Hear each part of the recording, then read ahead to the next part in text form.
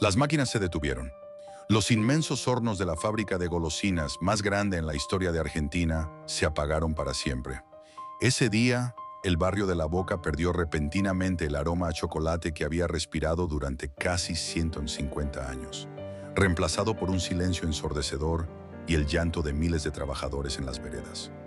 Durante décadas, este lugar no fue solo una fábrica, fue un imperio, un colosal palacio de arquitectura neoprehispánica que escupía 40 toneladas de mermelada y dulces al año. La estrella de Noel reinaba en las mesas navideñas de todo el país, impulsada por el sudor de una legión de obreros que sentían a la empresa como su propia familia. Pero hoy, ese imperio es un fantasma.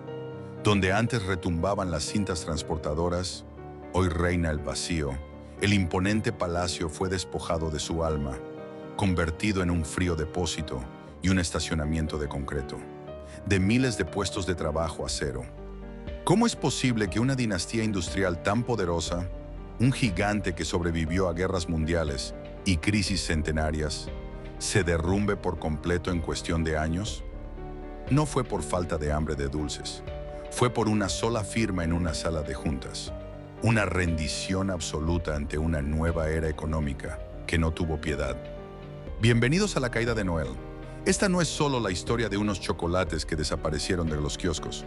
Es una lección brutal sobre el costo de la soberbia, la ceguera empresarial y cómo ninguna herencia es demasiado grande para fracasar. Corría el año 1847.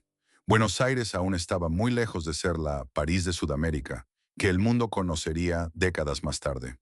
Era en muchos sentidos una gran aldea chata. Sus calles de tierra se convertían en lodazales, intransitables con cada tormenta fuerte, y el aire que soplaba desde el Río de la Plata no traía olores a refinamiento europeo, sino el hedor denso y penetrante de los saladeros. Era la época de la Confederación, gobernada con mano de hierro por Juan Manuel de Rosas. Una economía rústica, sostenida por el cuero, el tasajo y la sangre de las vacas. En medio de este escenario áspero, donde la supervivencia y la política lo consumían todo, desembarcó un hombre con una idea que rozaba la locura. Carlos Noel, un inmigrante de origen vasco que venía huyendo de las guerras carlistas en España, no traía consigo arados, ni vacas, ni intenciones de faenar ganado. Traía maquinaria a vapor, moldes de metal y un conocimiento profundo sobre el azúcar. Ese mismo año, Carlos fundó su primera fábrica de dulces y conservas en el barrio de San Telmo. La bautizó con un nombre que presagiaba su futuro, El Sol. Pero la tensión era evidente. ¿Quién iba a comprar golosinas refinadas y mermeladas de lujo en una tierra de gauchos, donde el postre más común era un simple trozo de queso con dulce de batata casero? La apuesta de Carlos Noel era un salto al vacío. Estaba introduciendo un producto de lujo industrializado en un país que se dedicaba exclusivamente a exportar materia prima bruta. Si fallaba, la maquinaria a vapor que había cruzado el Atlántico terminaría oxidándose en algún galpón húmedo del puerto. Sin embargo, Noel entendía algo fundamental sobre la naturaleza humana: el deseo de estatus. Apuntó su estrategia directamente al corazón de la élite porteña y encontró a la mejor embajadora posible para su marca, Manuelita Rosas, la hija del todopoderoso gobernador. Manuelita, que dictaba las normas de la moda y las costumbres en las tertulias de la alta sociedad porteña, se convirtió en una clienta fiel y devota de los productos de El Sol. Tener los dulces de Noel en la mesa dejó de ser simplemente un gusto gastronómico. Se transformó en un símbolo de distinción, un pasaporte a la sofisticación en una ciudad que desesperadamente quería sentirse europea. Impulsada por el vapor y el prestigio, la pequeña fábrica superó el riesgo de la bancarrota inicial y comenzó a consolidar un monopolio absoluto en la calidad. Las décadas pasaron. Carlos Noel construyó los cimientos de piedra de la empresa, educando el paladar de una nación entera. Pero un imperio no puede depender para siempre de comprar materias primas a terceros si quiere mantener su estándar de excelencia. En 1865 la posta pasó a manos de la segunda generación. Benito Noel tomó las riendas del negocio con una visión que se adelantaba un siglo a las teorías modernas de administración: la integración vertical absoluta. Benito sabía que para controlar el sabor perfecto de una mermelada, tenía que controlar el árbol que daba la fruta. En un movimiento audaz, Benito adquirió una vasta porción de tierra en el delta del Paraná, en la zona de Tigre. Ese territorio fue bautizado como la Isla Noel. Allí, la empresa plantó inmensos huertos de duraznos, ciruelas, membrillos y cítricos. Cientos de trabajadores cultivaban y cosechaban la fruta que, pocas horas después, viajaría por el río directamente hacia las calderas de la fábrica. Eran autosuficientes. Eran dueños de todo el proceso, desde la semilla en la tierra húmeda del delta hasta el frasco de cristal sellado en el centro de Buenos Aires. Para 1875, el éxito era tan abrumador que las instalaciones de San Telmo quedaron pequeñas. La empresa tuvo que mudarse a La Boca, un barrio de inmigrantes, puerto y trabajo pesado, buscando el espacio necesario para expandirse. La semilla del inmigrante vasco había germinado y echado raíces profundas. El Sol ya no era solo un taller con una máquina a vapor, era una industria en ascenso, alimentada por sus propias tierras y sostenida por el favor del público. Pero ni siquiera Benito Noel podía imaginar la monstruosa escala que su empresa estaba a punto de alcanzar. El verdadero coloso de ladrillo y chocolate estaba esperando en el horizonte del nuevo siglo. El amanecer del siglo XX encontró a Argentina surfeando la cresta de la ola del modelo agroexportador. Buenos Aires se transformaba a un ritmo frenético, mutando velozmente de una ciudad de calles de tierra a una metrópolis de avenidas adoquinadas que miraba a París con arrogancia. En medio de esta fiebre de progreso, la empresa Noel ya no era una simple fábrica de dulces. Se había convertido en una auténtica institución nacional. Pero el éxito sostenido trae consigo un problema inexorable: la falta de espacio.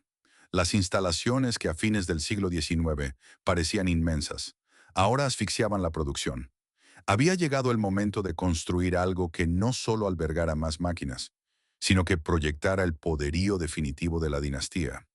La respuesta a este desafío no vino de un ingeniero industrial calculador, sino de la mente de un artista. Martín Noel, miembro de la familia y uno de los arquitectos más brillantes e influyentes de su generación, fue el encargado de materializar esta nueva visión. Martín se negó rotundamente a diseñar un galpón de chapa y ladrillo desnudo, como dictaba la lógica fabril de la época.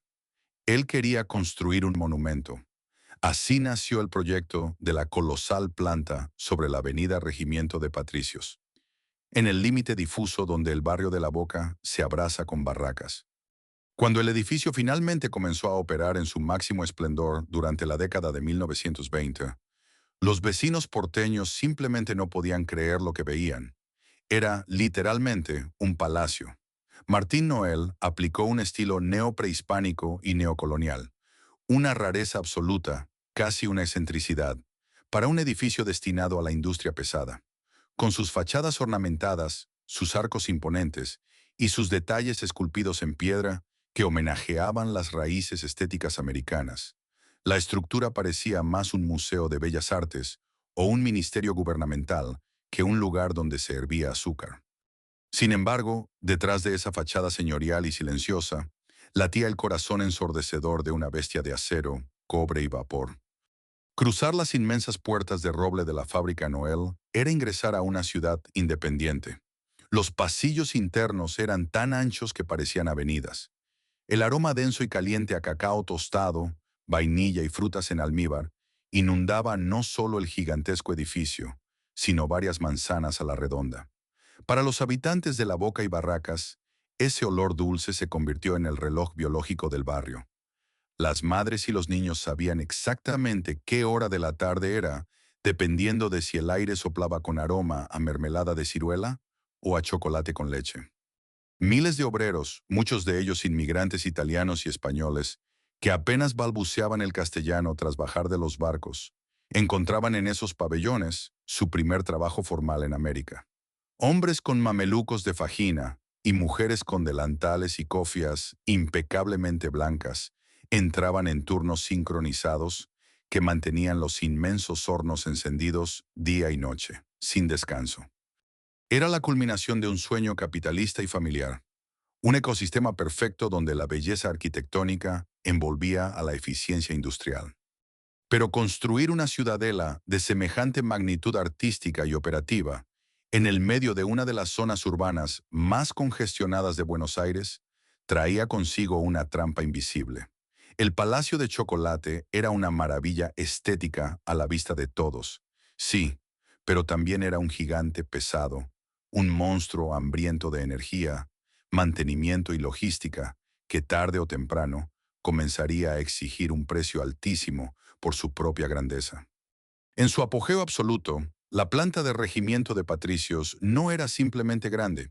Era un leviatán productivo que devoraba materia prima a escala industrial y escupía oro dulce. Para dimensionar el tamaño de esta operación, hay que mirar las entrañas de la bestia.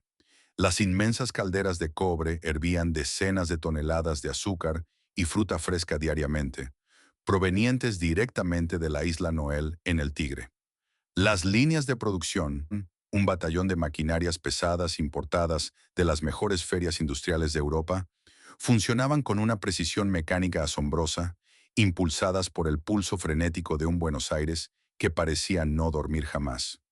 Dentro de este laberinto interminable de cintas transportadoras, engranajes rugientes y poleas, se fabricaban caramelos, confites, mermeladas, galletitas y su producto estrella e indiscutido, el chocolate. Se empacaban millones de unidades al mes. La logística interna era tan compleja y masiva que requería su propio sistema de organización espacial para evitar que los miles de operarios chocaran en los enormes pasillos durante los masivos cambios de turno, cuando el sonido de la sirena marcaba el pulso del barrio entero.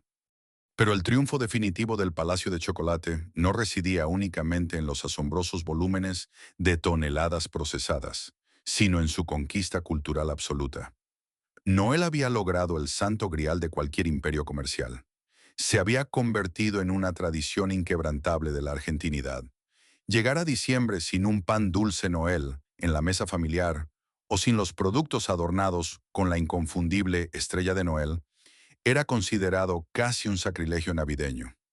La marca dictaba los sabores de la infancia de millones y era el sinónimo definitivo de celebración, estatus y alegría familiar. Para los trabajadores, pertenecer a la plantilla de Noel era un motivo de orgullo feroz. En una época donde el trabajo industrial forjaba la identidad personal y social, llevar el emblema de la empresa en el mameluco o la cofia era una garantía de respeto en las calles de la Boca. La empresa fomentaba esta devoción. Había clubes sociales, equipos de fútbol internos y un sentido de pertenencia inquebrantable. Para la gran mayoría de esos inmigrantes y sus hijos, el palacio no era solo una fábrica, era la institución que les había dado una casa, comida caliente sobre la mesa y un lugar digno en el mundo. Sin embargo, este clímax de gloria absoluta llevaba inoculada una semilla de autodestrucción, un veneno lento que nadie quiso ver. El Palacio de Chocolate, con toda su magnificencia arquitectónica, escondía un defecto fatal en su propio modelo operativo. Mantener un edificio de proporciones faraónicas, diseñado por la mente de un artista y no por el pragmatismo de un ingeniero de planta, exigía un presupuesto delirante. Sus fachadas maravillosamente esculpidas, sus techos de alturas monumentales y sus espaciosos corredores ornamentales eran hermosos a la vista, pero brutalmente ineficientes para la logística fabril. Calefaccionar, iluminar y limpiar un palacio convertido en fábrica costaba una auténtica fortuna diaria. Cada tubería que debía repararse atravesando gruesos muros de diseño colonial encarecía y retrasaba cualquier proceso de modernización. La belleza del edificio era en realidad un ancla financiera. Mientras la economía argentina se mantuvo protegida y el mercado interno consumía desesperadamente cada caramelo que la fábrica lograba despachar, estos sobrecostos colosales pasaban completamente desapercibidos. Estaban camuflados bajo montañas de billetes, ventas récord y balances con números espectacularmente verdes. Noel tocaba el cielo con las manos. Eran los reyes indiscutidos y absolutos de la industria nacional. Pero la cima es un lugar muy estrecho, y el aire enrarecido de las alturas suele nublar el juicio de quienes la habitan. En los pasillos alfombrados de la alta gerencia, muy lejos del ruido ensordecedor de las empaquetadoras y del calor sofocante de los hornos. La atención de la cúpula directiva comenzaba a desviarse peligrosamente. La familia fundadora estaba a punto de descubrir una lección histórica letal. Cuando te acostumbras a vivir en un palacio y te rodeas de los aplausos del poder, es dolorosamente fácil olvidar cómo se administra el barro y la grasa de una fábrica. El acto 1 había terminado. El coloso había alcanzado su forma final, pero el siglo XX, con todas sus violentas turbulencias políticas y económicas, recién estaba a punto de golpear a la puerta. Cuando una dinastía empresarial alcanza la cima absoluta, el mayor peligro no suele venir de afuera. No son los competidores, ni las crisis económicas los primeros en asestar el golpe mortal. El verdadero veneno es invisible, silencioso y tiene el aroma embriagador del poder absoluto. Para la década de 1920 y 1930, la familia Noel ya no necesitaba demostrarle nada a nadie en el mundo de los negocios. Eran dueños de un imperio monumental que funcionaba con la precisión de un reloj suizo y la fuerza de una locomotora. Y fue exactamente en ese momento de gloria irreprochable cuando cometieron el error más antiguo de la historia industrial. Apartaron la vista de las máquinas para mirar hacia los espejos de los palacios gubernamentales. La transición fue sutil pero profunda. La empresa había dejado de ser el fin último de la familia para convertirse en un medio, una gigantesca e inagotable caja fuerte que financiaba ambiciones mucho más grandes que fabricar mermeladas y chocolates. La tercera generación de los Noel, habiendo heredado un motor que parecía funcionar en piloto automático, comenzó a sentir que los inmensos pasillos de la fábrica en la boca les quedaban chicos. El verdadero juego, el que seducía a la élite, se jugaba en otra parte.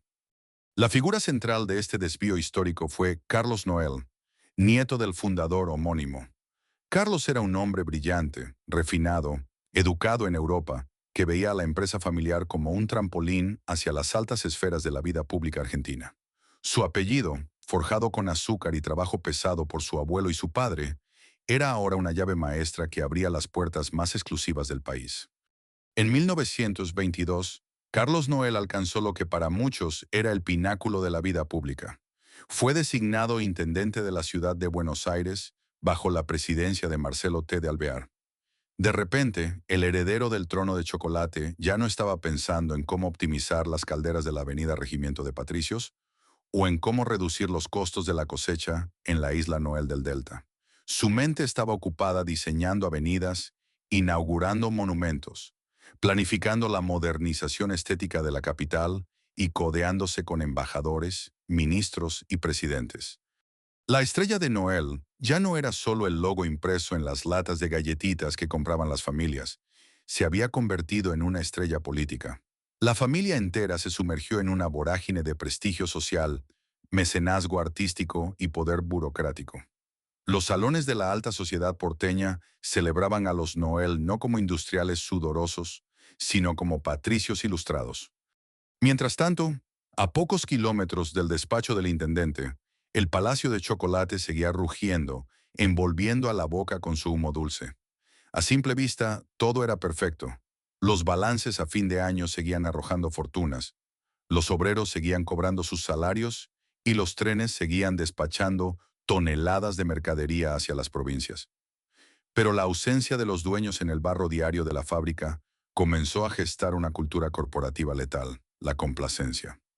Al dejar la gestión diaria en manos de gerentes administrativos y burócratas corporativos, la empresa perdió su chispa fundacional. La innovación se detuvo en seco. Se aferraron a las recetas clásicas y a los métodos de producción que los habían hecho grandes, ignorando que el mundo industrial comenzaba a acelerar hacia la eficiencia y la automatización. ¿Para qué cambiar algo que funciona tan bien? ¿Para qué invertir millones en investigar nuevas tecnologías si el mercado interno argentino compraba ciegamente todo lo que salía de sus hornos? Esa arrogancia, nacida del éxito y alimentada por la distracción política, creó enormes puntos ciegos en la dirección de la compañía.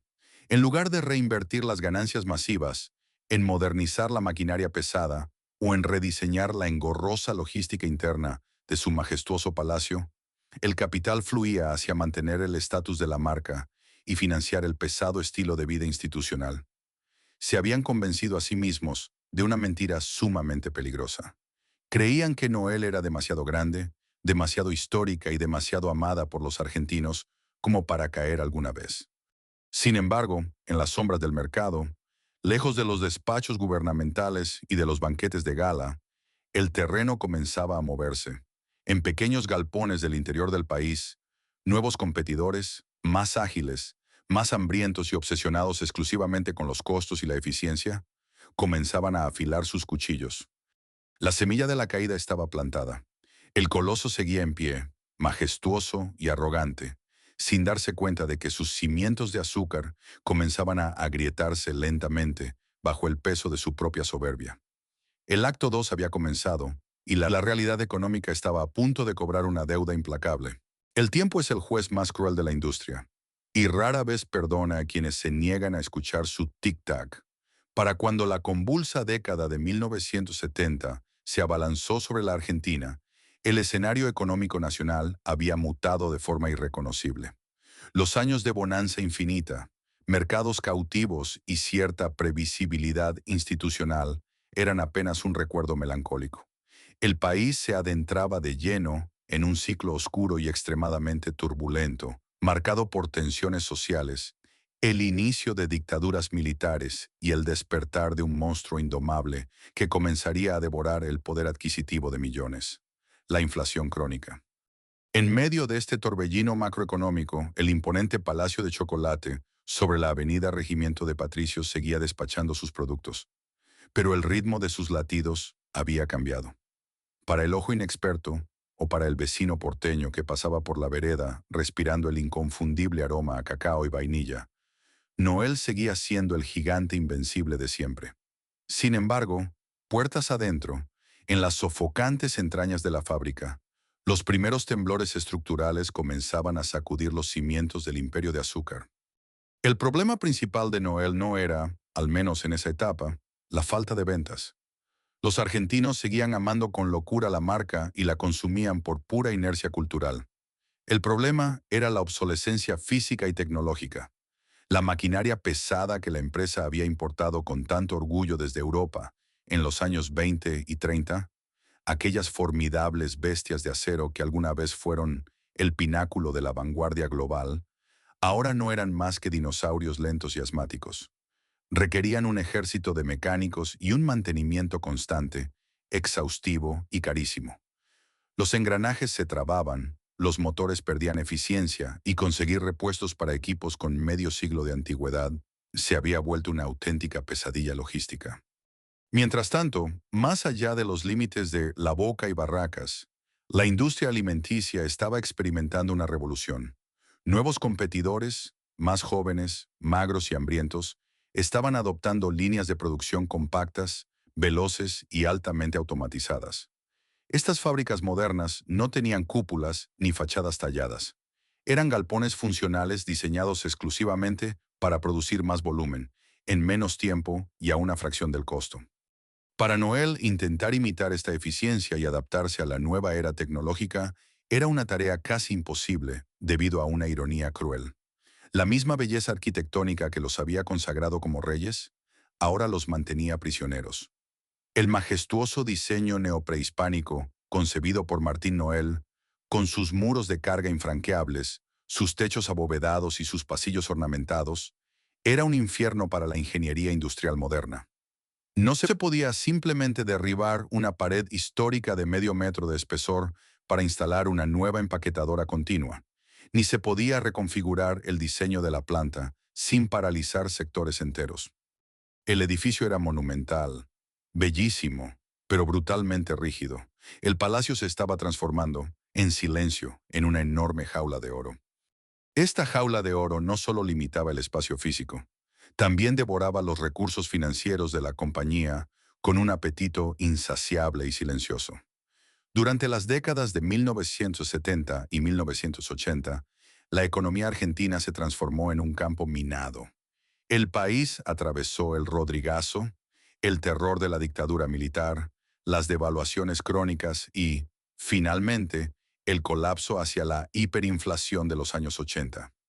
En este infierno macroeconómico, donde los precios cambiaban 2 veces al día y la moneda perdía su valor en cuestión de horas, cualquier intento de planificación a largo plazo era una misión suicida. No había crédito para renovar tecnología, y si lo había, las tasas de interés eran usurarias. Para una empresa con la mastodóntica estructura de costos de Noel, este escenario era un veneno letal. Mantener el palacio de chocolate iluminado, calefaccionado y operando, sumado a los salarios de una plantilla que parecía un ejército, exigía un flujo de caja monstruoso. Cada vez que una máquina de los años 30 se rompía, la línea entera se detenía. Los mecánicos de la fábrica, verdaderos artesanos formados en otra época, hacían milagros torneando piezas a mano para mantener a las bestias de acero respirando. Pero el costo de ese tiempo muerto era altísimo. Afuera, en las calles y en las góndolas de los supermercados que empezaban a multiplicarse por Buenos Aires, el prestigio de la marca seguía aparentemente intacto. La lealtad del consumidor argentino era feroz. Las familias seguían eligiendo la estrella de Noel por pura tradición, por el peso de la nostalgia. Pero lo que el público no sabía, y lo que la directiva tardó demasiado en admitir, era que cada mermelada y cada caja de bombones que salía de la boca dejaba un margen de ganancia cada vez más raquítico, devorado por la ineficiencia interna y la inflación. La gerencia se encontró atrapada en un callejón sin salida emocional y financiero. No podían simplemente abandonar el edificio de Avenida Regimiento de Patricios. Era el símbolo máximo de su linaje, la prueba física de su nobleza industrial. Reducir la calidad de los ingredientes era impensable, una traición a los principios de don Carlos Noel. Así que eligieron el peor de los caminos posibles, el inmovilismo. Intentaron resistir el temporal agachando la cabeza, operando a pérdida, comiéndose lentamente el capital acumulado durante un siglo de gloria, esperando que en algún momento la economía del país se normalizara y volvieran los buenos tiempos. Los primeros en sentir este crujido estructural fueron los trabajadores. En los inmensos pasillos de la fábrica, el orgullo de antaño comenzó a mezclarse con un temor sordo, susurrado en los vestuarios. Ya no había tantas horas extras. El mantenimiento de las instalaciones empezó a decaer sutilmente. La pintura de los techos se descascaraba y algunas áreas del inmenso palacio quedaban en penumbras para ahorrar electricidad. El gigante estaba herido, caminando con lentitud, exhausto por el peso de su propia historia. A fines de la década de 1980, Noel era un boxeador groggy, sosteniéndose en pie únicamente por el aplauso del público que recordaba sus viejos knockouts. No lo sabían entonces, pero la década que estaba a punto de comenzar no traería alivio ni estabilidad. Traería, en cambio, un huracán de libre mercado que barrería sin piedad con todo lo que fuera viejo, lento o ineficiente. El verdadero golpe de gracia ya se estaba gestando. La década de 1990 no entró en la Argentina golpeando la puerta. La derribó con un mazo. Tras el infierno de la hiperinflación que había devorado los salarios, los ahorros y la cordura del país a finales de los 80, el nuevo gobierno implementó una medida económica extrema que cambiaría las reglas del juego fabril para siempre: el plan de convertibilidad. De la noche a la mañana, por una ley aprobada en el Congreso en 1991, un peso argentino pasó a valer por decreto exactamente lo mismo que un dólar estadounidense. Era el inicio de una era de apertura irrestricta, de desregulación total y de un modelo neoliberal que sacudió los cimientos del país. Para el consumidor promedio, asfixiado por años de crisis y escasez, fue una ilusión óptica embriagadora. De repente, las góndolas de los supermercados porteños, que hasta hace poco lucían semivacías o con precios remarcados a mano 2 veces al día, se inundaron de productos del primer mundo. Chocolates suizos, galletitas danesas, bombones belgas, caramelos estadounidenses y todo tipo de golosinas brasileñas irrumpieron en el mercado local con envases metalizados brillantes, diseños vanguardistas y, lo más letal de todo, a precios absurdamente bajos. Para la industria nacional, que venía arrastrando décadas de atraso tecnológico, presión fiscal y falta de crédito para modernizarse, esta avalancha importadora no fue una simple competencia.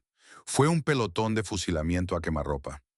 En el corazón de la boca, el colosal palacio de chocolate de Noel sintió el impacto del misil directamente en su línea de flotación. Hasta ese momento, la dinastía había sobrevivido a las tormentas macroeconómicas, apoyándose en su monopolio sentimental. Los argentinos compraban sus productos porque eran nuestros, porque eran la tradición obligada en cada cumpleaños y Navidad. Pero el mercado libre no tiene sentimientos, ni nostalgia, ni piedad. Frente a la seducción de un chocolate europeo importado que costaba lo mismo, o a veces incluso menos que un producto nacional, la lealtad ciega de muchos consumidores comenzó a resquebrajarse. El envoltorio tradicional de Noel, que durante generaciones fue sinónimo de lujo, de repente empezó a lucir anticuado y pesado al lado de las novedades brillantes que llegaban en los contenedores al puerto de Buenos Aires, irónicamente a escasas cuadras de la mismísima fábrica. La trampa mortal de los años 90 se cerró sobre Noel con precisión matemática. El esquema del 1 a 1 encareció brutalmente los costos de producción internos, medidos en dólares. Pagar los salarios de sus miles de operarios sindicalizados, mantener iluminado, calefaccionado y limpio el gigantesco e ineficiente edificio neoprehispánico de la Avenida Regimiento de Patricios, y reparar la vetusta maquinaria de los años 30 se volvió un suicidio financiero. Mientras sus competidores extranjeros fabricaban con líneas robotizadas continuas, en galpones modernos de un solo piso y con costos de energía ínfimos, Noel seguía operando casi como un taller artesanal gigante, atrapado en un cuerpo de hormigón inamovible. La gerencia miraba los balances y ya no veía una simple recesión. Veía una hemorragia imparable.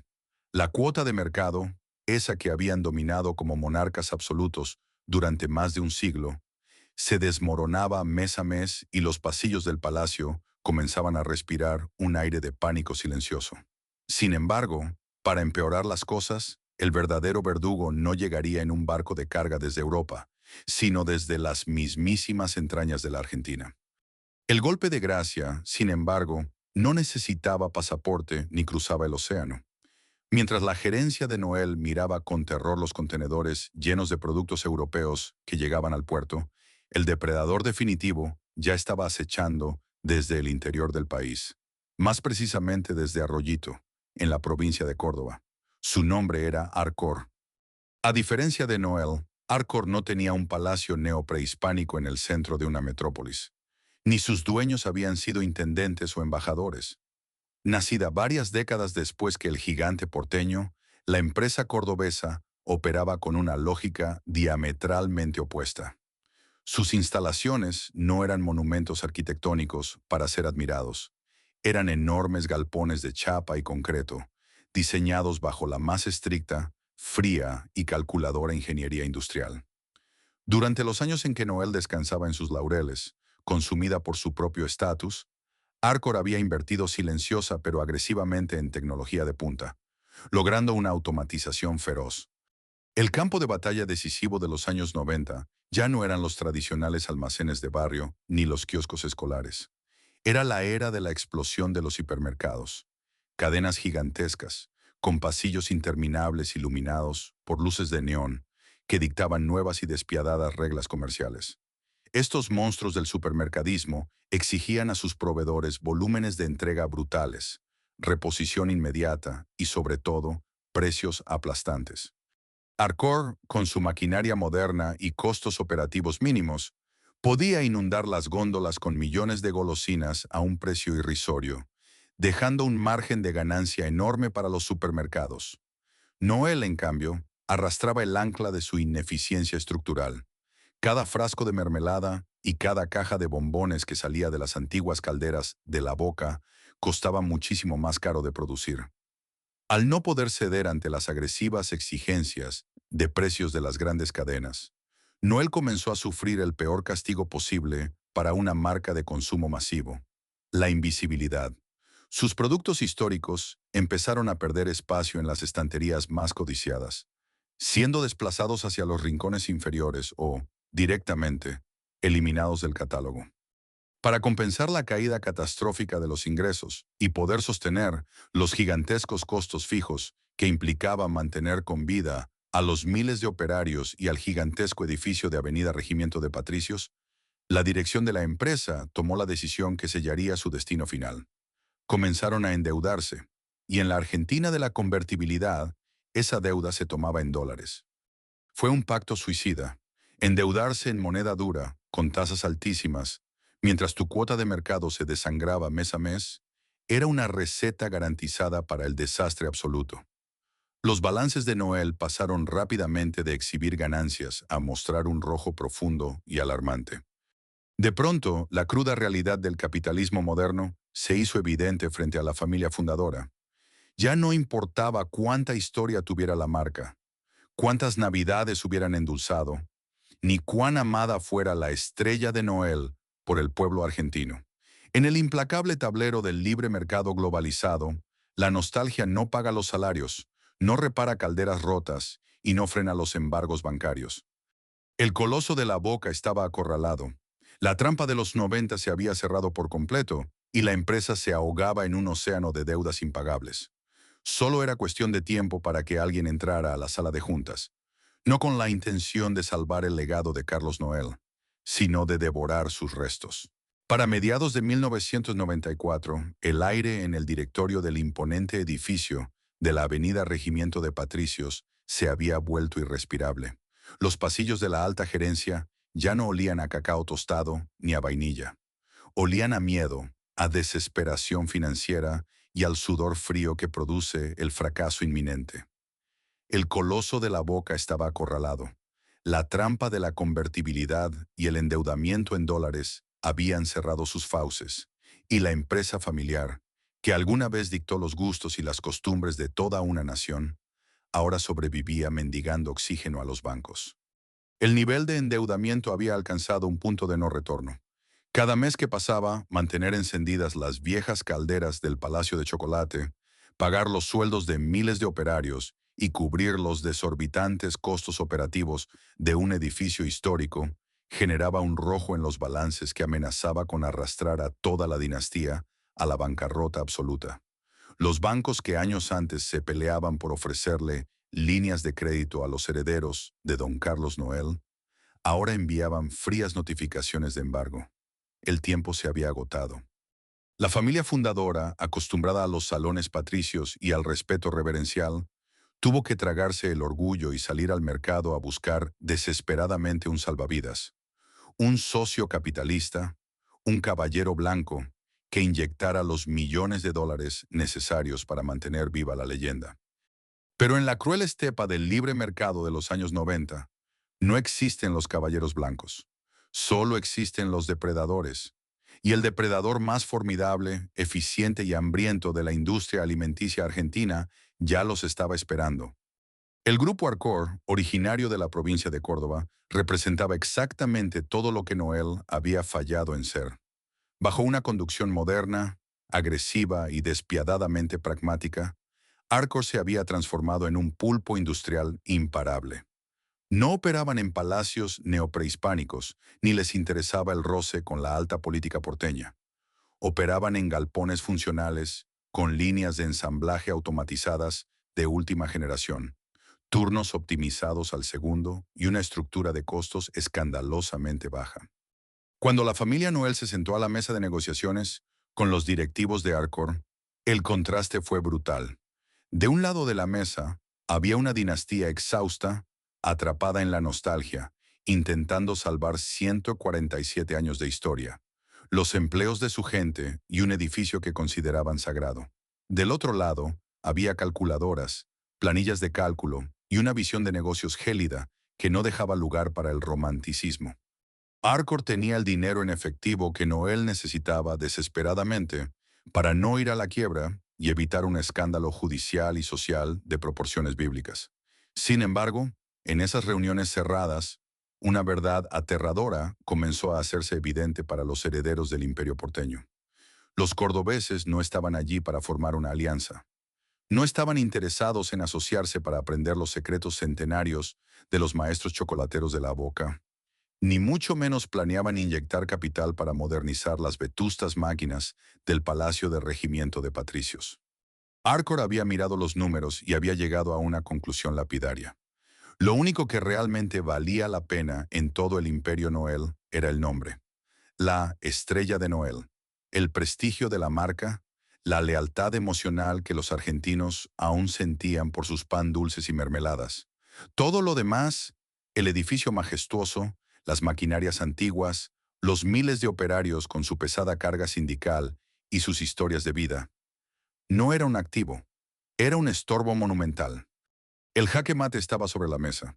La familia tenía que tomar la decisión más dolorosa de su historia, sabiendo que la firma en ese contrato no sería un rescate, sino una sentencia de muerte. El acuerdo final se firmó en 1994. Para la prensa financiera y los analistas económicos, fue simplemente una de las tantas fusiones y adquisiciones que marcaron la frenética y despiadada década de los 90 en la Argentina. Los titulares de los diarios Salmón hablaban de consolidación del mercado, sinergia y estrategias de expansión. Arcor, el gigante cordobés de la eficiencia, absorbía a Noel, el gigante porteño de la tradición. A simple vista, parecía el nacimiento de un monopolio invencible. Pero en la intimidad de los fríos pasillos legales, los términos de la rendición eran absoluta y brutalmente devastadores para la historia de la Boca. Arcor compró las marcas, las recetas, las patentes y la inmensa cuota de mercado que la estrella de Noel aún conservaba en la memoria emotiva de millones de familias argentinas. Pagaron por el derecho a seguir imprimiendo ese logo icónico en los envases. Sin embargo, el destino físico del imponente Palacio de Chocolate de la Avenida Regimiento de Patricios ya estaba sellado mucho antes de que la tinta del contrato se secara. Para los ejecutivos de Arcor, operar esa mole arquitectónica neoprehispánica era un sinsentido logístico, un suicidio financiero que no estaban dispuestos a cometer. ¿Para qué mantener encendidas ineficientes calderas de los años 30 en el medio del asfixiante tráfico de la capital federal, pagando altísimos costos urbanos e impuestos porteños, cuando ellos ya poseían plantas hiperautomatizadas, modernas y eficientes en el interior del país? La respuesta matemática era obvia.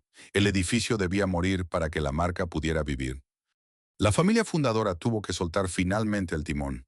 Más de un siglo de orgullo, de haber sido el postre predilecto de Manuelita Rosas, de haber construido un imperio vertical desde la isla Noel en el Tigre hasta el corazón de Buenos Aires, se redujo a un cheque, una absorción de deudas y un apretón de manos burocrático. El linaje de los Noel, que alguna vez caminó por los salones de la alta política y dictó el pulso de la ciudad, quedó definitivamente desterrado de su propio reino de azúcar. Pero la tragedia ejecutiva que se vivía en la sala de juntas era apenas el preludio frío de un drama humano muchísimo más profundo y doloroso. Mientras los abogados cerraban las carpetas y los directivos brindaban formalmente por la conclusión de la operación, a pocos kilómetros de allí, en los inmensos y calurosos pabellones de la Boca, miles de operarios seguían trabajando ciegamente.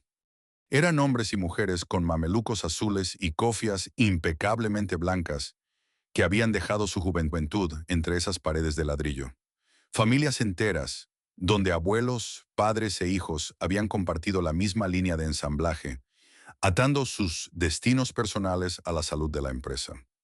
El rumor de la venta ya circulaba por los interminables pasillos como un gas venenoso e invisible. Había miradas de angustia en los vestuarios al terminar el turno, conversaciones tensas en voz baja durante los breves descansos, y un clima espeso de funeral anticipado flotando junto al aroma a cacao tostado. Los trabajadores intuían en sus entrañas que Arcor no venía a salvarles el empleo, pero nadie quería pronunciar la sentencia en voz alta. Se aferraban a la esperanza irracional y desesperada de que el edificio era demasiado grande, demasiado emblemático, demasiado vital para la sangre del barrio como para simplemente desaparecer de la noche a la mañana. El tablero de ajedrez se había quedado sin piezas para defender al viejo rey. El jaque mate era definitivo y absoluto. La corporación moderna y sin rostro había devorado a la dinastía tradicional, demostrando que en el nuevo orden económico del libre mercado, ninguna herencia es sagrada y ningún pasado te protege del futuro. Todo estaba milimétricamente preparado para el golpe final. Solo faltaba que alguien bajara la palanca de las máquinas. El invierno de 1994 trajo consigo un frío inusual y penetrante a las calles adoquinadas de La Boca. Para los habitantes del barrio, la baja temperatura era solo un detalle climático. Lo verdaderamente escalofriante era la densa atmósfera que envolvía al colosal Palacio de Chocolate en la avenida Regimiento de Patricios. Aquella mañana de julio comenzó, en apariencia, como cualquier otra en los 147 años de historia de la empresa. Pero el aire dentro de la fábrica ya estaba viciado por una premonición asfixiante. Los trabajadores, enfundados en sus clásicos mamelucos azules y cofias blancas, ficharon su ingreso a las 6 de la mañana, con movimientos mecánicos, arrastrando los pies y evitando mirarse a los ojos en los vestuarios. Las pesadas máquinas de la década del 30 rugieron, despertando por última vez. Las inmensas calderas de cobre comenzaron a hervir, y el característico aroma dulce a vainilla, caramelo y cacao tostado volvió a inundar los imponentes pabellones de arquitectura neoprehispánica. Era el olor a hogar, el perfume indescifrable que había impregnado la piel y la ropa de 3 generaciones de obreros porteños. Sin embargo, en la línea de producción de mermeladas y en la sección de empaquetado continuo, el ritmo era extrañamente lúgubre. No había gritos cruzados ni urgencia productiva. Las cintas transportadoras se movían con una lentitud casi fúnebre, procesando los últimos, escasos lotes de materia prima que aún quedaban arrumbados en los inmensos depósitos. Cerca de las 10 de la mañana, lo impensable, aquello que todos temían pero nadie se atrevía a pronunciar, finalmente sucedió. El sonido ensordecedor de los engranajes y poleas, ese latido metálico constante que marcaba el pulso de todo un barrio, comenzó a apagarse, sector por sector. No fue un corte repentino de energía, ni una de las habituales fallas mecánicas de las viejas envolvedoras. Los capataces, con los rostros cenicientos, los ojos enrojecidos y la mirada clavada en las baldosas desgastadas por millones de pisadas, empezaron a recorrer los pasillos dando la orden más dolorosa de sus vidas. Apaguen todo. Reúnanse en el patio central. El silencio industrial que siguió a esa orden fue, paradójicamente, el sonido más ensordecedor y aterrador que se haya escuchado en la larga historia de Noel. El ronroneo de las calderas se extinguió, dejando paso al eco vacío de una estructura inmensa. Miles de operarios, muchos de los cuales llevaban 30 o 40 años de pie frente a la misma cinta de embalaje, se miraron con el terror más absoluto congelado en las pupilas. Madres solteras que empacaban galletitas, torneros manchados de grasa que conocían las entrañas de esos hornos mejor que el plano de sus propias casas, y jóvenes que habían heredado el puesto como un legado sagrado de sus abuelos, comenzaron a caminar en un mutismo de procesión hacia el vasto patio interno del palacio. Allí no hubo altoparlantes, ni grandes discursos corporativos, ni palabras de agradecimiento que pudieran amortiguar la brutalidad del golpe. Un grupo reducido de representantes, escoltados por un frío protocolo legal, y ante la marcada y cobarde ausencia de la familia fundadora, que ya había entregado las llaves del imperio, se paró frente al mar de cofias blancas y mamelucos. El mensaje duró apenas un par de minutos. Fue corto, quirúrgico y letal. La planta de La Boca cerraba sus puertas definitivamente en ese preciso instante. Arcor tomaba el control absoluto de las marcas, pero la fábrica, su historia y los miles de puestos de trabajo allí presentes quedaban extintos con efecto inmediato. El majestuoso palacio entero pareció temblar desde sus cimientos de hormigón, pero no vibró por el vapor de sus viejas máquinas, sino por el estallido emocional incontenible de su gente. Un aullido colectivo de dolor cruzó el aire. Fue un momento de incredulidad absoluta, un trauma colectivo que paralizó el tiempo. Hombres curtidos, torneros y mecánicos que habían soportado el calor infernal de los hornos industriales durante décadas, se derrumbaron llorando desconsoladamente sobre los hombros de sus compañeros. Las mujeres, con sus delantales blancos ahora inútiles, se abrazaban en pequeños círculos, presas de un pánico irracional, pero completamente justificado. ¿Qué iban a hacer ahora? ¿Quién en su sano juicio contrataría a un matricero de 50 años cuyo único currículum era saber afinar a la perfección una máquina alemana de 1935? ¿Cómo iban a pagar el alquiler, la comida, la educación de sus hijos en una Argentina que, bajo la ilusión de la convertibilidad, expulsaba mano de obra industrial todos los santos días? Los capataces, apenas capaces de tragar saliva y contener sus propias lágrimas, dieron la última y más cruel de las instrucciones de su carrera: recoger sus pertenencias personales y abandonar el edificio. Tenían 2 horas. En las naves de producción, el apagón fue tanto físico como simbólico. Las enormes calderas de cobre, que solían irradiar un calor sofocante y vital, comenzaron a enfriarse rápidamente. Las mezclas de almíbar, caramelo y chocolate que habían quedado a medio procesar en las cañerías y en los inmensos tachos mezcladores se solidificaron en cuestión de horas, endureciéndose como si fueran cemento. Era la metáfora perfecta de la tragedia. La sangre de azúcar que daba vida al coloso se había petrificado para siempre. Los viejos mecánicos de mantenimiento, hombres que hablaban de los motores y engranajes como si fueran seres vivos, realizaron una ronda final por las instalaciones.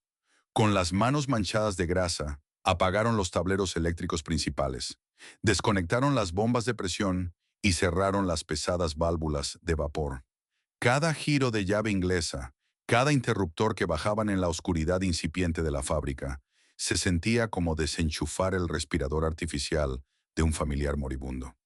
Acariciaron el metal frío de las envolvedoras por última vez, despidiéndose en silencio de las bestias mecánicas que habían domado y mantenido con vida a puro ingenio. El regreso a los vestuarios fue una marcha fúnebre. Frente a las infinitas hileras de armarios de chapa oxidada, se desarrolló el acto final de esta tragedia obrera. Los operarios comenzaron a vaciar sus taquillas. Sacaban fotografías amarillentas de sus familias que habían pegado en las puertas interiores, recortes de diarios con los viejos equipos de fútbol del club de la empresa, estampitas de San Cayetano y de la Virgen de Luján, y viejos termos de mate abollados por los años de servicio. Cada objeto guardado en una caja de cartón o en un bolso de lona raído era un pedazo de historia personal que estaba siendo arrancado de raíz con una violencia burocrática inusitada. Nadie quería ser el primero en salir. Retrasaban el momento lavándose las manos compulsivamente en las grandes piletas de cemento, cambiándose los mamelucos azules por su ropa de calle con una lentitud desesperante. Sabían que una vez que cruzaran los grandes portones de roble hacia la avenida Regimiento de Patricios, dejarían de ser los trabajadores de Noel para convertirse instantáneamente en un simple y frío número más de desempleados en los registros del Estado. Finalmente, empujados por el reloj y por los guardias de seguridad privada que los nuevos dueños ya habían posicionado estratégicamente en las entradas, el éxodo comenzó. Miles de personas salieron a la vereda en pleno mediodía porteño. El sol de invierno golpeaba contra el hormigón, pero no ofrecía ningún calor. Afuera la noticia ya había corrido como un reguero de pólvora por las calles de La Boca. Familiares, vecinos y dueños de kioscos y almacenes que vivían del movimiento de la fábrica se habían agolpado en las veredas para recibirlos. Hubo abrazos desesperados, llantos desgarradores y gritos de impotencia dirigidos hacia las ventanas cerradas y opacas de la alta gerencia. Mientras los últimos trabajadores cruzaban el umbral, los pesados portones de hierro se cerraron a sus espaldas con un golpe seco, pesado y definitivo. El sonido del metal chocando contra el metal fue el punto final, el acta de defunción innegable de 147 años de historia. El olor a cacao y mermelada que había perfumado el aire del barrio durante más de un siglo comenzó a desvanecerse lentamente, arrastrado por la brisa helada que soplaba desde el riachuelo. En su lugar, solo quedó el olor amargo y silencioso del abandono. El día después de que los pesados portones de hierro se cerraran para siempre, el barrio de La Boca amaneció envuelto en un silencio irreal, casi opresivo. Durante casi un siglo y medio, el pulso de estas calles había estado sincronizado con los latidos mecánicos de la fábrica Noel. La sirena que anunciaba los cambios de turno era el reloj biológico de miles de familias. De repente, esa banda sonora industrial, que era sinónimo de vida y certidumbre, se apagó de golpe. Y con ella se desató una onda expansiva de devastación económica que aniquiló el ecosistema comercial de los alrededores. Las fondas donde los obreros almorzaban, los kioscos que vendían cigarrillos a la salida del turno, las panaderías, los bares de la avenida Regimiento de Patricios, todos comenzaron a bajar sus persianas metálicas, asfixiados por la repentina desaparición de su clientela cautiva. La Boca, que siempre había sido un barrio de laburantes, de inmigrantes forjados en el esfuerzo físico, recibió una estocada mortal en su orgullo y en su tejido social. Para los miles de operarios despedidos, el panorama fue infinitamente más cruel. Salir al mercado laboral argentino a mediados de la década del 90 con un currículum que solo decía operario de planta en Noel durante 30 años era una condena casi segura al ostracismo. La economía de la convertibilidad, fascinada con la importación y las finanzas, no necesitaba torneros expertos ni maestros chocolateros. Muchos intentaron sobrevivir con las magras indemnizaciones, invirtiendo en los clásicos botes salvavidas de la época.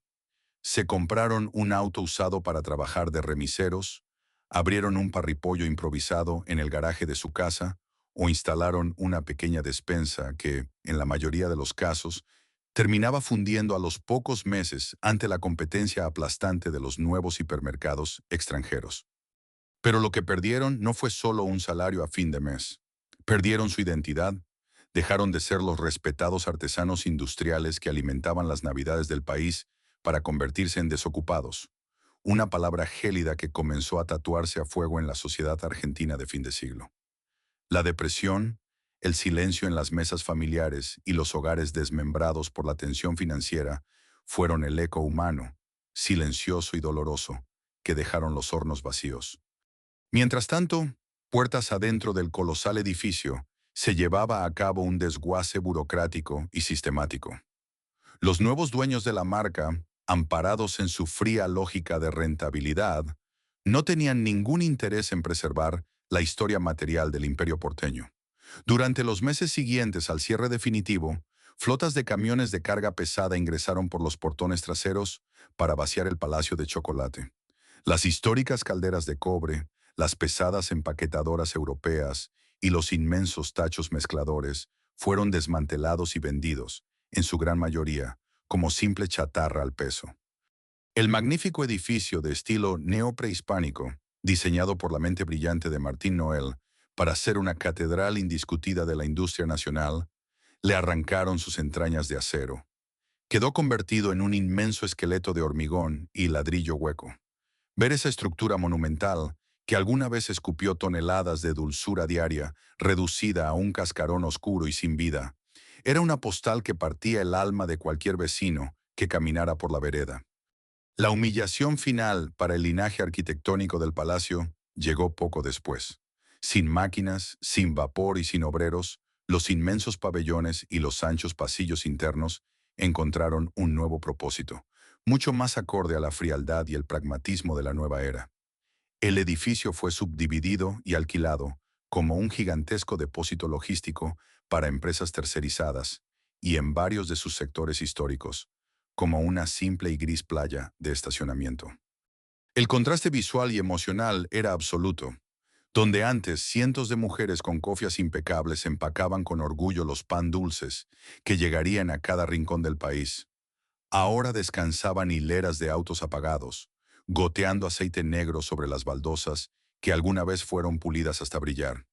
Donde el aire solía ser denso, caliente y mágicamente perfumado a cacao tostado y mermelada, ahora solo flotaba el olor tóxico del combustible, el smog y la humedad atrapada en los viejos muros, que nadie se molestaba en reparar.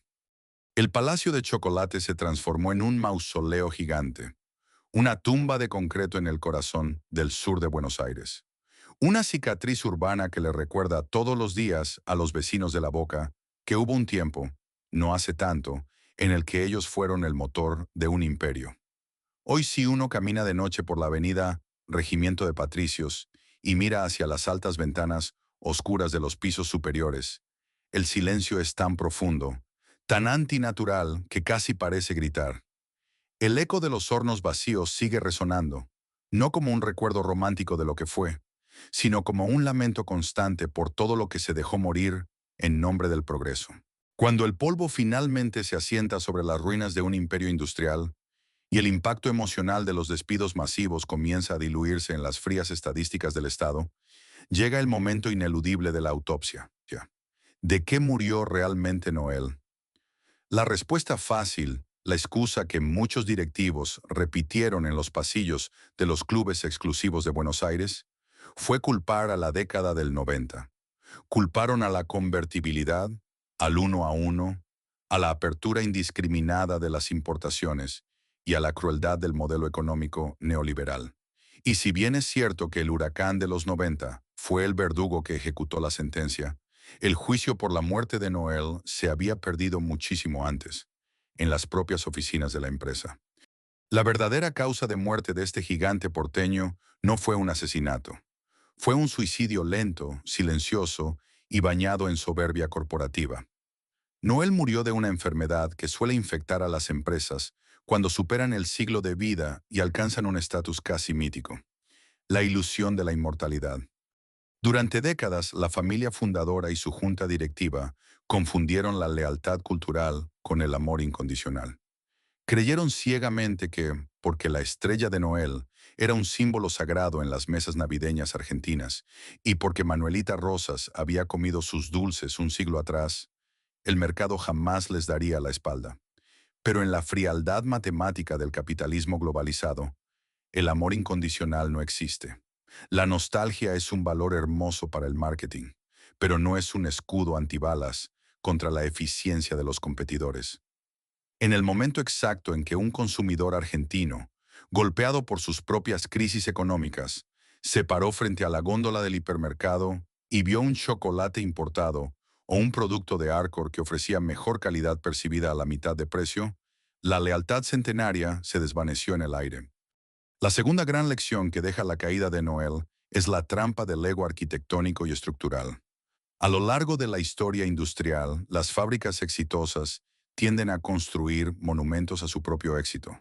El colosal Palacio de Chocolate en la avenida Regimiento de Patricios fue exactamente eso. Una declaración de poder, una catedral neoprehispánica diseñada por un arquitecto brillante para demostrar que los Noel eran la realeza de la industria argentina. Pero en el mundo de los negocios, los palacios son anclas financieras. Mientras Noel gastaba fortunas incalculables en calefaccionar un edificio histórico, en reparar tuberías que atravesaban gruesos muros ornamentales y en mantener una logística interna engorrosa y desactualizada, sus verdaderos verdugos operaban de manera diametralmente opuesta. El grupo Arcor, que terminó devorándolos, nunca construyó palacios. Construyeron inmensos y grises galpones de chapa en el interior del país. Galpones feos a la vista, pero perfectos en su ingeniería. Sin columnas innecesarias, sin fachadas talladas, pensados exclusivamente para albergar líneas de producción continuas, robotizadas y ridículamente baratas de operar. La lección es brutal pero clara. En la guerra industrial, la función debe aplastar a la forma. Cuando priorizas cómo te ves por sobre cómo operas, ya estás muerto, solo que aún no te han avisado. Finalmente, el caso Noel expone el peligro extremo de la distracción en el liderazgo. Cuando la tercera generación de la familia comenzó a utilizar la empresa como un trampolín para financiar sus ambiciones políticas y su estatus en la alta sociedad porteña, el destino de la fábrica quedó sellado. Un intendente de Buenos Aires no puede estar pensando simultáneamente en el diseño de las nuevas plazas públicas y en el rendimiento térmico de una caldera de cobre en la boca. El liderazgo se aburguesó. Dejaron de caminar por los calurosos pasillos manchados de grasa y azúcar. Delegaron el sudor diario en mandos medios y se rodearon de consultores que les decían exactamente lo que querían escuchar, que eran invencibles. Hoy la historia de la fábrica Noel se enseña, o debería enseñarse, en las escuelas de negocios de toda América Latina como un recordatorio aterrador de la mortalidad corporativa. No importa si tu marca definió la infancia de millones. No importa si tus instalaciones ocupan manzanas enteras en el centro neurálgico de la capital. Y definitivamente no importa cuántas crisis históricas, guerras mundiales o hiperinflaciones hayas logrado sobrevivir en el pasado. El mercado es un depredador amnésico. Se despierta cada mañana sin memoria y sin piedad, exigiendo que le demuestres por qué debe elegirte hoy y no a tu competidor. El gigante de la boca olvidó cómo pelear por su supervivencia, creyendo que su tamaño lo protegería de todo mal. Pero como descubrieron con dolor los miles de operarios que perdieron su futuro aquel crudo invierno de 1994, cuanto más grande es el imperio, más estruendosa, violenta y devastadora es su caída. Las persianas bajadas del colosal Palacio de Chocolate en la avenida Regimiento de Patricios hoy guardan mucho más que el eco de viejas maquinarias oxidadas o el polvo de las calderas frías. Guardan la memoria colectiva de una época dorada, un tiempo donde la industria nacional era sinónimo de familia, de orgullo obrero y de progreso palpable en las calles. La historia de Noel es la crónica de un ascenso brillante, impulsado por el hambre de un inmigrante vasco y consolidado por el sudor constante de miles de trabajadores porteños que construyeron un imperio de azúcar con sus propias manos. Pero más allá de la nostalgia, este final es un testamento sombrío sobre la absoluta fragilidad del éxito. Nos enseña que en el implacable mundo del libre mercado, la tradición nunca funciona como un salvavidas. Las grandes empresas no mueren de un día para el otro simplemente porque un gobierno cambia las reglas económicas o porque se abren las importaciones. Mueren cuando se enamoran irremediablemente de su propio reflejo. Noel se embriagó con el prestigio social de sus apellidos, con la belleza arquitectónica de su palacio y con su influencia política, olvidando que la supervivencia empresarial se pelea todos los días en la trinchera de la eficiencia, la adaptación y la innovación. Hoy el inconfundible aroma a mermelada y cacao tostado ha abandonado definitivamente a la boca. El barrio tuvo que aprender a sobrevivir con esa cicatriz de hormigón gigante en su centro. Y los miles de trabajadores de Mameluco Azul que alguna vez llenaron esas veredas al sonar la sirena, son hoy los fantasmas de un modelo de país que ya no existe. El gigante cayó porque se convenció a sí mismo de que era eterno, y en su derrumbe arrastró consigo los sueños de 3 generaciones. ¿Qué opinas sobre el trágico destino de la fábrica Noel? ¿Crees que su cierre en los años 90 era inevitable por la economía del país? ¿O que la ceguera de la gerencia fue el verdadero verdugo del Palacio de Chocolate? Déjanos tu comentario acá abajo. Nos interesa muchísimo leer tus reflexiones y memorias.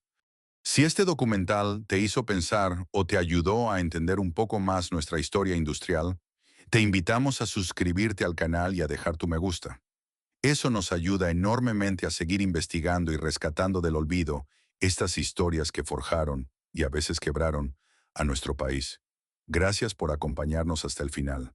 Nos vemos en el próximo documental.